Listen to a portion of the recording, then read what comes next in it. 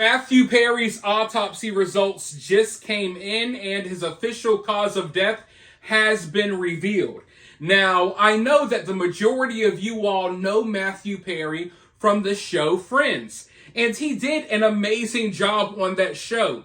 He left behind just tons of memories and tons of episodes that people will enjoy for decades, maybe even centuries to come. But, people who were actually close to Matthew Perry, people in Hollywood, his friends, his associates, his co-workers, they didn't know him as that guy from Friends. They knew him as a guy who would go overboard. He would bend over backwards. He would go above and beyond to help anyone and everyone. They knew Matthew Perry as an actual friend, not as just the guy from Friends. And they knew him as someone that was always known. He had a reputation for helping people, even though he himself was the one that maybe really needed help. Because he was found dead in his hot tub on October 28th. Now, last time we talked about this, we talked about his last Instagram post because it was kind of eerie, kind of weird. His last Instagram post was him chilling in his hot tub. And then, of course, a few days later, he was found dead in the same hot tub. But now we're getting official confirmation. We know his official cause of death, so let's just go ahead and dive right in, shall we? Matthew Perry's death caused by acute effects of ketamine, autopsy report reveals. The actor died at his home on October 28th. Matthew Perry's cause of death has been revealed. Nearly 2 months after the Friends actor was found dead at his home, his autopsy report has been released. The report lists Perry's cause of death as the acute effects of ketamine. According to the report, Perry was reportedly receiving ketamine infusion therapy for depression and anxiety. His last known treatment was more than a week before his death, but the ketamine in his system could not be from that treatment since the drug's half-life is under 4 hours. The report notes that contributing factors to Perry's death were drowning, coronary artery disease, and the effects of buprenorphine, a drug that is prescribed for the medical treatment of people with an opioid drug dependence. Perry's manner of death is listed as accidental, stating that it was drug and drowning related. No foul play is suspected according to the report. While prescription meds and loose pills were present at Perry's home, none were found near the pool where he died, per the report. The autopsy report's release comes 1 month after Perry's death certificate was obtained by E.T. According to Perry's death certificate, the actor was found in his hot tub at 4:07 p.m. on October 28th. So, they list the cause of death as being ketamine related. Now, I'm not here saying that there's anything weird or fishy about this. We know that Matthew Perry was struggling with addiction problems out in the open. It was public information. We knew about it for years. So often, when a celebrity dies, people feel weird about it, right? And we see a lot of celebrities dying from overdosing and things like that. But there's always these questions when it comes to Hollywood, because we know how dark and dirty Hollywood gets down. Now, I'm not here to tell you that there's anything weird here, but there is one detail that obviously made me raise my eyebrow, and I'm sure it had all of you at home like, wait, what? Because, the cause of death is the acute effects of ketamine. So, of course, I'm going to question things when I hear that he was receiving ketamine infusion therapy. So he died from the effects of ketamine.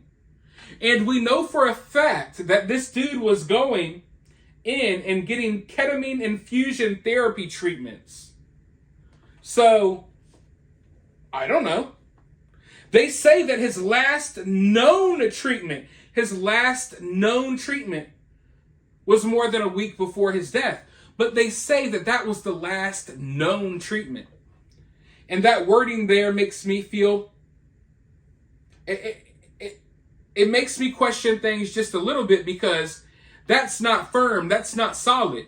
You didn't say his last treatment was for a fact a week and a half before this dude died.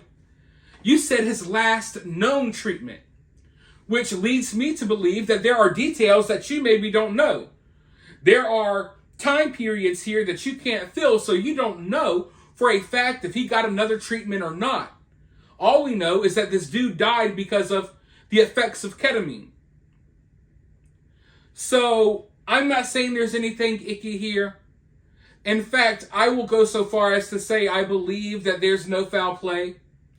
But knowing how Hollywood operates, knowing things that happened to Michael Jackson, for example, knowing about things that have happened to other celebrities, I just question things a little bit. That's all. I question things a little bit. Because, a lot of these celebrities, regardless if they have addiction problems or not, they know how much they can do without going overboard. They understand their bodies, you know what I mean? Of course, accidents happen. But did this dude, I guess, get high and just fall asleep and drowned in the hot tub? I mean, that's very likely. It happens more often than you think. But hearing about these ketamine infusion therapy, hearing about this, it really makes me go, wait, hold up. I thought this was an open and shut case, but now I do have questions. I do have a couple of questions now. Because I need to know for a fact when his last treatment was. Not his last known treatment. No, for a fact, I need to know. I think everyone needs to know. For a fact, when was his last treatment? Who is he getting these treatments from? Who's overseeing these treatments? Are they doing house calls? What's really going on here? Because when you think of a regular person, you think of having to go to the doctor and go to the hospital. And, there's documentation of everything that goes down with you. You know what I mean? But when it comes to these Hollywood folks, sometimes they get these little voodoo doctors. And by voodoo doctors, I just mean like regular doctors that come and do house calls. And it's not as, how can I say? It's not as documented. It's not as professional, if you maybe want to put it that way. But let's just say that doctors do things off the record for their high-profile patients all the time. They prescribe meds off the record. They do things like ketamine infusion therapy off the record. So I'm really wondering if there's something more to this story. I'm not saying that people came and knocked Matthew Perry off, but did he get some type of treatment and then went home and got into the hot tub? Is there a missing little tiny piece to this puzzle? Is there someone out there that's not revealing the whole truth because they feel like they may get caught up in something? Was this an accident? There's so many questions that I have now. Because you're not going to sit here and be like, hey, this dude died from the effects of ketamine. Man, it's his fault. And then in the next breath tell me, but yeah, he was getting ketamine infusion treatments, but that was a while ago. I mean, yeah, oh God, it's so sad that Matthew Perry died from The effects of ketamine. Oh, we're not going to tell anyone that he was getting ketamine treatment, ketamine treatments. I'm just saying, folks, I'm just saying. You died from this substance, and it just so happens that you go and get these infusion therapies, whatever the hell this is. I don't even know what it is. We're going to give you a little bit of ketamine. We're going to infuse a little bit of ketamine in there, and then you die of ketamine a week later, and then we're going to act like the two have nothing to do with each other. So it maybe has nothing to do with each other. Maybe Matthew Perry was venturing out on his own, doing drugs or doing whatever the hell he wanted. I don't know, but it's just something to think about. And I do think that somewhere along the line, they need to clarify. I want to know when the last treatment was, not when was the last known treatment, because I know that you have to pay attention to the wording. You have to pay attention to the way they word things, because they like to slip things over on you. And the way they worded that, it lets me know that they don't really know when his last treatment was. This is just the last known treatment that we know of right now. We don't have any concrete facts that can prove that this was the last time this dude got this treatment. But hey, R.I.P. Matthew Perry. There is one thing that I wanted to read before I end this video, because Matthew Perry actually wrote this not too long before he passed away. I've had a lot of ups and downs in my life. I'm still working through it personally, but the best thing about me is that if an alcoholic or drug addict comes up to me and says, "Will you help me?" I will always say yes.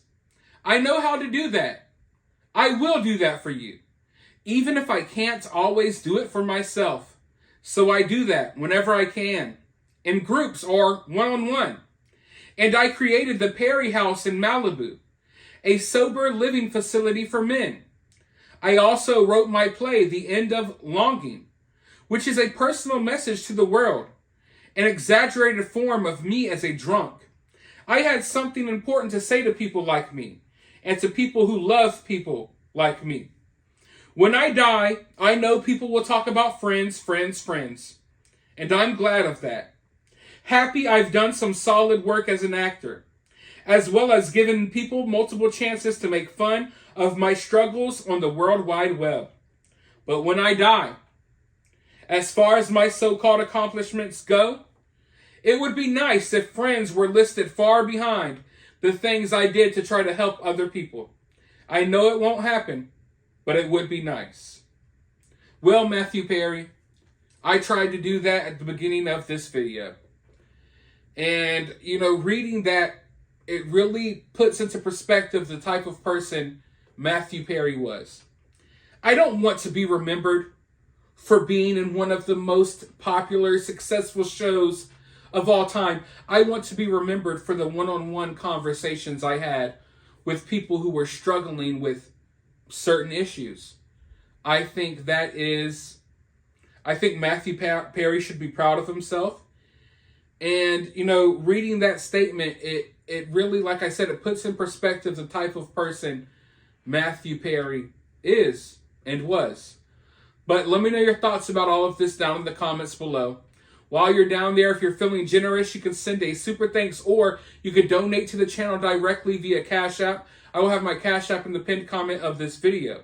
But while you're down there, make sure you hit the thumbs up, subscribe, ring that notification, all of that good stuff. And I'll talk to you all soon in the next video.